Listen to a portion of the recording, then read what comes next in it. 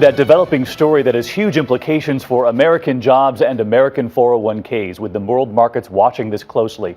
Late today, the bailout bombshell in Spain. That country now asking for up to $100 billion or more just to stay afloat. There's been so much talk about how interconnected we are now with Europe's economy. And tonight here, Jeffrey Kaufman with the proof. The American giants who make a lot of money in Europe when times are good, creating jobs back here at home. He's just outside Madrid tonight. Jeffrey, good evening. David, if you want to understand what has happened here, take a look around me. Remember the housing bubble that burst in Florida and the southwestern U.S. just a few years ago? It has happened here.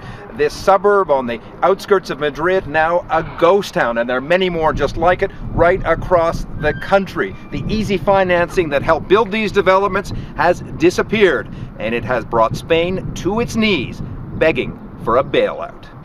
Spain's finance minister today desperate to avoid calling this aid request from the European Central Bank a bailout, but that's exactly what it is. First it was Ireland, Portugal and Greece, now Spain. Europe needs to get this crisis under control fast. Should we see bank depositors start fleeing Greece, Spain, even potentially Italy, you could really see this crisis cascading into something truly catastrophic.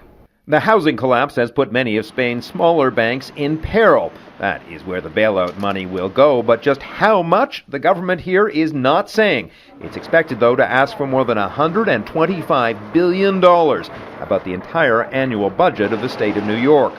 Something has to be done. Unemployment here, 25%. For youth, those under 25, a staggering 50%. This country has the fourth largest economy in Europe, and in a world of global trade, Europe's problems hit American companies. Look at Philip Morris, 60% of its business in Europe. McDonald's, 40%. Ford, 30%. So it would be a mistake to think that what happens over here doesn't affect people back home in this globalized world. As Europe gets sicker, Americans too will feel the pain. David?